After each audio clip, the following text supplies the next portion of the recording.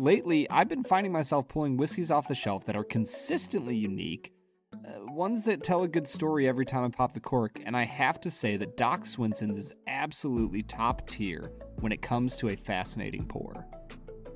What separates Doc Swinson's from the rest of the pack is their unrelenting goal of always letting the whiskey shine. No matter what whiskey comes through the front door at Doc's, their team of tasters will blend and finish it into something that is deliciously memorable. The beautiful thing about a good blended whiskey is that oftentimes, with proper care and attention, they turn into a whiskey that is truly greater than the sum of their parts. Whether you're trying their alter ego, blender's cut, or exploratory series, you are guaranteed to have a phenomenal experience with Doc Swinson's whiskey.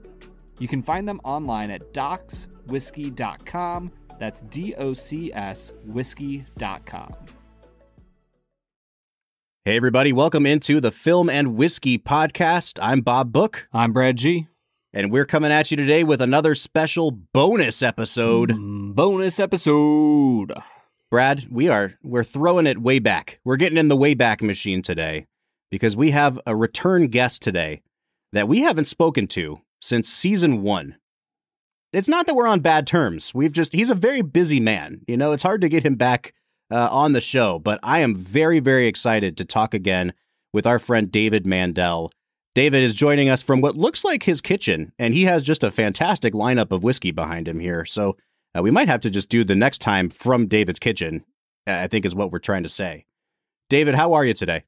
It's great. It's great to be here, guys. I'm sorry it's been so long.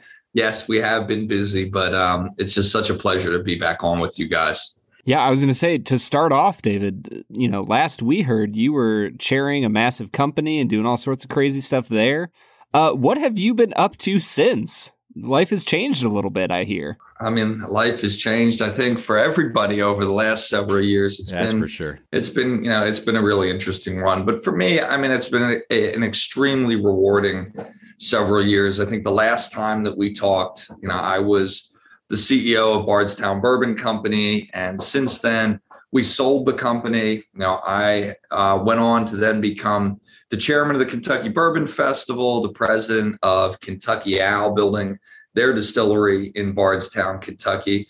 I've immersed myself in the community, and it really has been an extremely rewarding couple of years. And there has, so much has changed in the bourbon landscape. It's been very exciting times, but it's, again, it's a wonderful industry to be in. It's a wonderful community, and it's, continues to go in the right direction. I was going to say, it's crazy. The last time we talked, a pandemic was like the furthest thing from any of our minds. I mean, isn't that true? I mean, it wasn't even anything. Of course, it was even remotely on the radar screen, but, certainly as an industry, we worked through it. The industry has done well. It was also an industry that was able to, band together and support, the effort to fight COVID in many different ways, for everything from producing hand sanitizer to raising money, to supporting local communities with PPE. There was all sorts of things, but it's been a very long, but at the same time, very fast several years. And it's great to be coming out of it completely, hopefully at this point.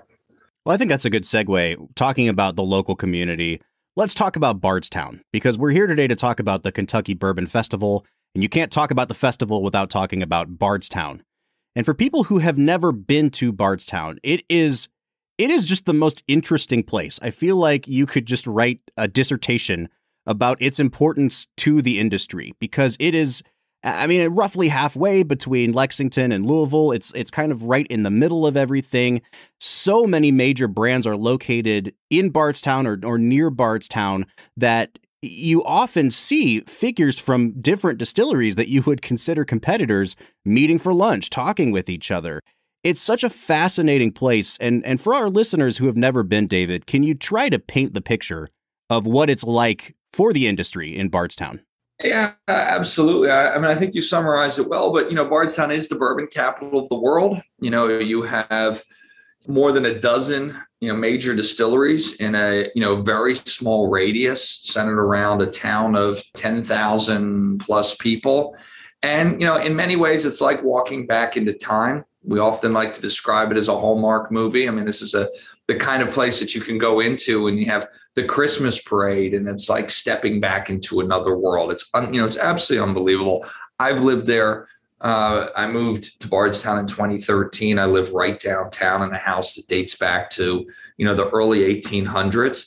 But it's a remarkable place. And again, it's not only the center of bourbon in Kentucky, but it's also a place that plays an incredible role in history in terms of being kind of the point of the spear on Western expansion in the United States. It was the first archdiocese of the Catholic Church off the East Coast. It was a center in the late 1700s, early 1800s for politics, for art, for culture. And of course, the Civil War really tore things apart. And it wasn't until pre-Prohibition and after Prohibition that the bourbon industry really began to build things back in the town. It has an absolutely remarkable history. Yeah, David, and you can't really separate the Kentucky Bourbon Festival from Bardstown. And I'm just curious, describe to me the history of the festival. How did it come about? What made the locals say, we need to have a festival? The festival dates back over 30 years. We're now going into our 31st year of the festival. And, the festival in its early days was really a kind of a coming together of the industry and the employees, and was very much a local festival. And it was for quite some time. And as the festival developed, like all great things, it needed to evolve. And we got to the point several years ago where the festival, I would say, was not evolving as quickly as the industry had. And so we really had to take a very hard look at it and say, what do we need to do to make sure that this festival keeps pace with the industry and really begins to drive the kind of tourism that we are seeing across the Bourbon Trail, in all aspects for Kentucky, but continues to drive that to Bardstown, not only for the industry and for the community. And I was asked to take over as chairman of the festival right at the same time I stepped down as CEO of Bardstown Bourbon Company. And it was one of those moments where it said, David, you can't really complain about anything else now. You've got time to work on this. So I said, okay, I'll do it. But if we're going to do it, we're going to do a couple of things. We're going to really look at the festival. We're going to hire somebody that knows how to run festivals.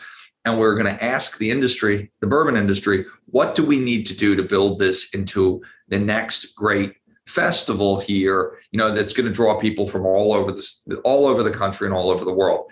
And we took that approach. We hired Randy Prossi, who was absolutely fabulous background in running festivals. We reconstructed the festival. We developed it, and it's really kind of hard to imagine that back in the day, you didn't have, direct bourbon tasting at the festival in all aspects in the way that you would think about it now.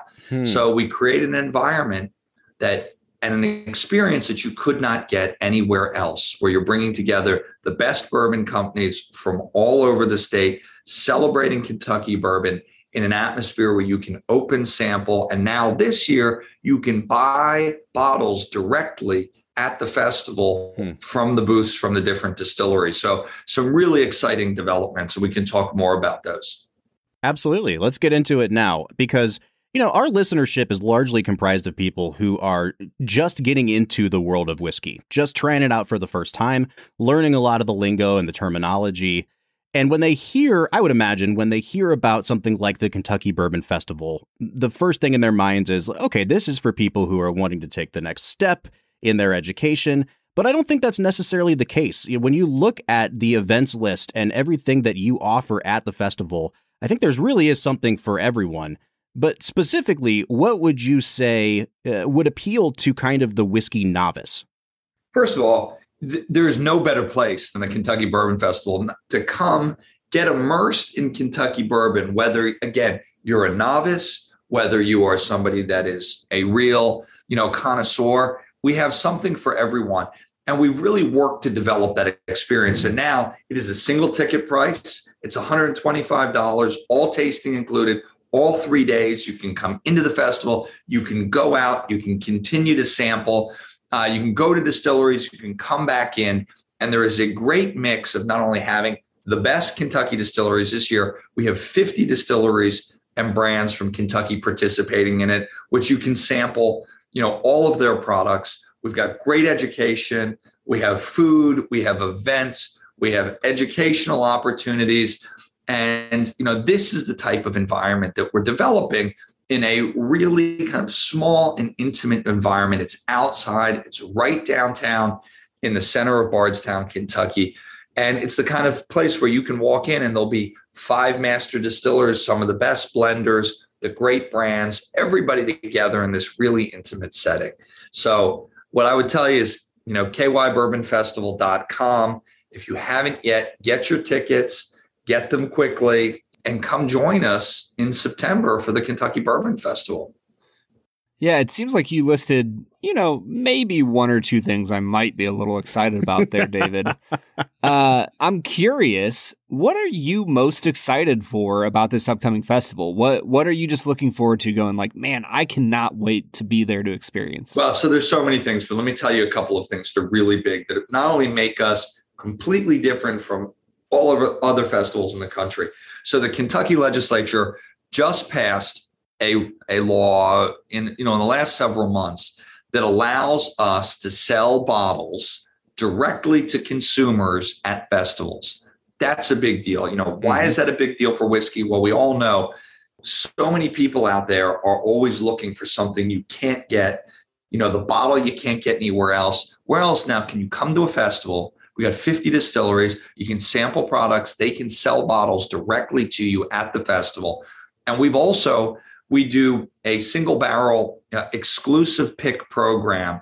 So we have, more than a dozen distilleries that are doing exclusive single barrel bottles for the Kentucky Bourbon Festival that go on sale throughout the weekend. And you can get them. We do that with Justin's House of Bourbon exclusively, and we sell them at the festival. They're really wonderful opportunities, to explore, to collect. And then we have an auction with the Oscar Getz Museum with rare and vintage bourbon that takes place on Sunday. And you can come in and you can bid. It's all for charity. And you can get signed bottles. You can get packages that you can't get anywhere else for experiences at the distilleries. You can get vintage bottles. This is like, whether, again, you're a novice or whether you are, the bourbon connoisseur, you can't get a better experience than the Kentucky Bourbon Festival. And our goal is to make it better every year. We're approaching this festival the same way, certainly, that we approach, and I've approached business before,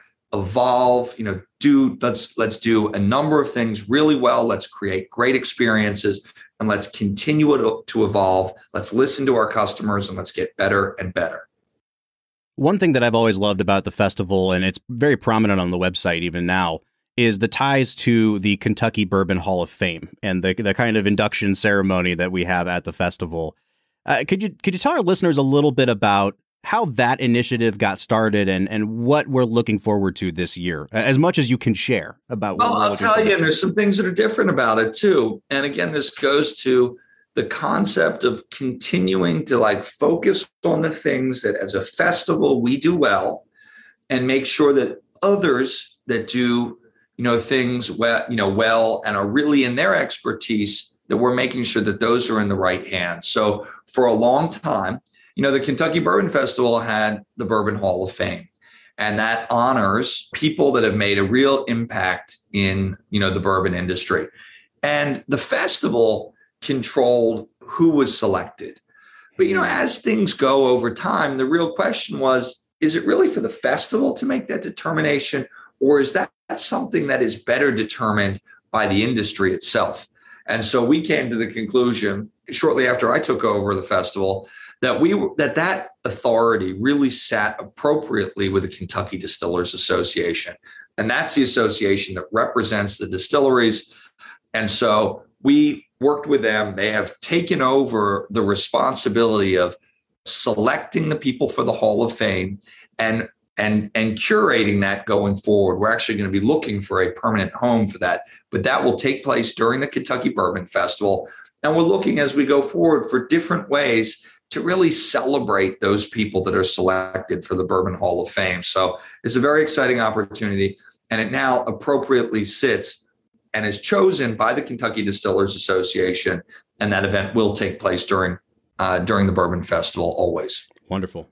Well, David, I am absolutely sold. I am crazy excited for this festival. I think that our listeners probably are a little bit excited. And I know you said it before, but give us another shout out on the website and how people can get tickets, learn more information. kybourbonfestival.com.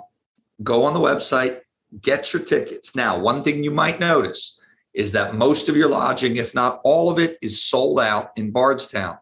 But go on there, you'll see. Look at Elizabethtown, look at Shepherdsville.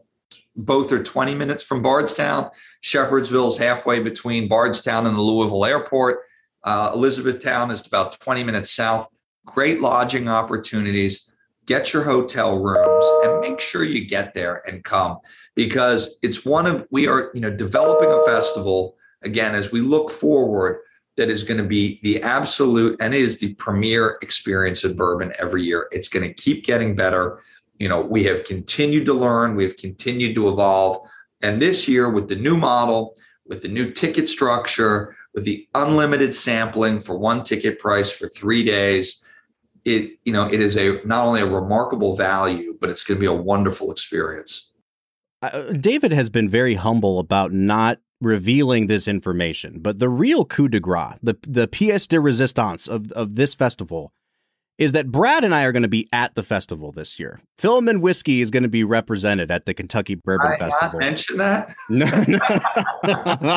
What he was trying to say was avoid admitting that they made a colossal mistake by giving us media credentials to this thing. So we're going to be there all 3 days this year. We'll be doing on-site interviews. If you're at the festival and you'd like to come say hi, we'll hopefully have a booth set up. If not, we'll be carrying around microphones to talk with people of all walks of life about what brought them to the festival, what they're enjoying about it, what bottles they're purchasing. Seriously, David, I cannot wait to join you this year for this thing. Well, thank you. And we couldn't be more thrilled to have you there. And again, what I really love about what we're creating is we have a festival with incredible history. This is something that is an economic catalyst for our entire community too. So when you're coming to the Bourbon Festival, you're not just supporting, the industry. You are supporting the people of Bardstown, the people that make this community what it is, by being here, by supporting tourism, by coming to our restaurants. It is a really important thing for the community and the people that work in the industry. And we couldn't thank you enough for being part of it. Our mission at the Kentucky Bourbon Festival, and we now have a very clear one, is to support and to promote Kentucky bourbon, and Bardstown is the bourbon capital of the world. And that is what we do. We're going to let you off the hot seat a little bit here. We can't let you out of here without talking about movies. Now, the last time that you were on, we asked you about your favorite movie. And your favorite movie, at least at the time, was The Big Lebowski. It's like one of the greatest of all time, right? I got to ask you, even before Brad jumps in. Well, actually, Brad, have you seen The Big Lebowski before? I have not seen The Big Lebowski. All I know is that there are White Russians in it. And John Goodman and White Russians. So, I mean, what could be bad about it? Yeah, that's true. David, I got to ask you, man, that because we have such a good relationship now, I've never gotten The Big Lebowski. It's just, I don't know if it's over my head. I don't know if I just am a person with no sense of humor. But give me your elevator pitch. Like, why does this movie deserve a second chance? It's really hard to say. It's funny because I've had this conversation with people, and the other founder of Bardstown Bourbon Company, Dan Lind, who was the CFO. This also happens to be one of his favorite films. It's one of those things where it's just like, it's the Coen brothers. It's one of those films that's in so many ways esoteric. But I have read, I can't tell you how many different critiques and editorial comments about what does the film really stand for? What is it a commentary on?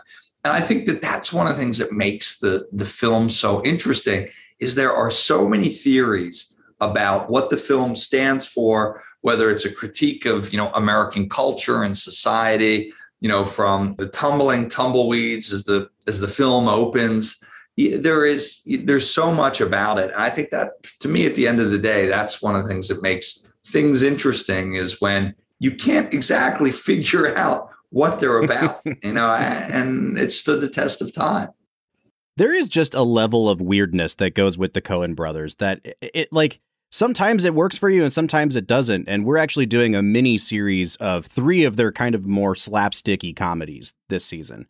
The ones that's always appealed to me the most is Raising Arizona. I think that the opening 10-15 minutes of that movie are just utter perfection.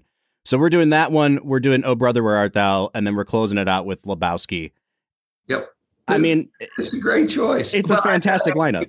What's your favorite film? Not that we're going to take this in a completely different direction. Favorite Coen brothers or? No, just in general. I know it's impossible to answer that one, but if you had to say what's at the top of your list. You asked me on the perfect night because we have been holding off on reviewing Jurassic Park for 6 years now, or 6 seasons rather. And tonight is the night that we're going to record Jurassic Park as soon as we get off the horn with you. And that is by far my favorite movie. Is that right? It's a thing. We've talked about it before too, that I think it's generational. Like if you're an 80s kid or older, I think Jaws hits people a certain way. And if you're a little bit younger, Jurassic Park does the exact same thing. So the way that most people feel about Jaws, I have this affinity for Jurassic Park. That's funny. I just saw the new one. Guy. Kids to see it. I'll reserve judgment there. Yep.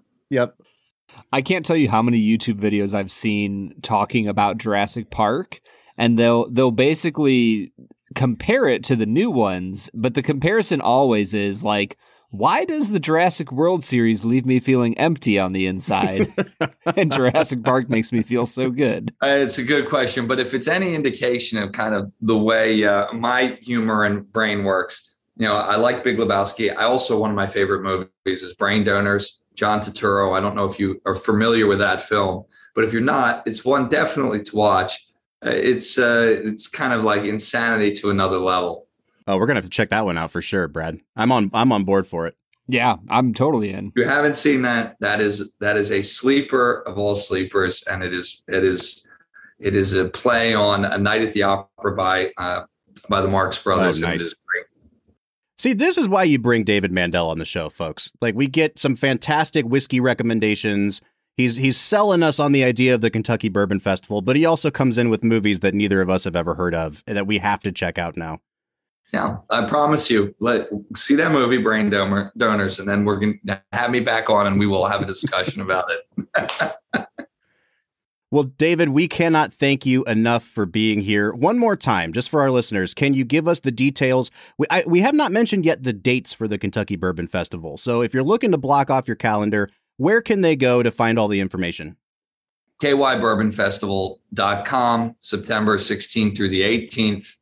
Don't miss it. You can, go to the website. You can sign up on the website, on our email list to get the latest updates. You can also follow us, obviously, on all the social media, on, Facebook and on Instagram, but kybourbonfestival.com. Well, everybody, that was David Mandell, CEO, chairman of the Kentucky Bourbon Festival. We're so thankful that he took the time to come on with us. But we will be coming back to you next week on Monday with a regularly scheduled episode. But until then, I am Brad G. I'm Bob Book. And we'll catch you next time.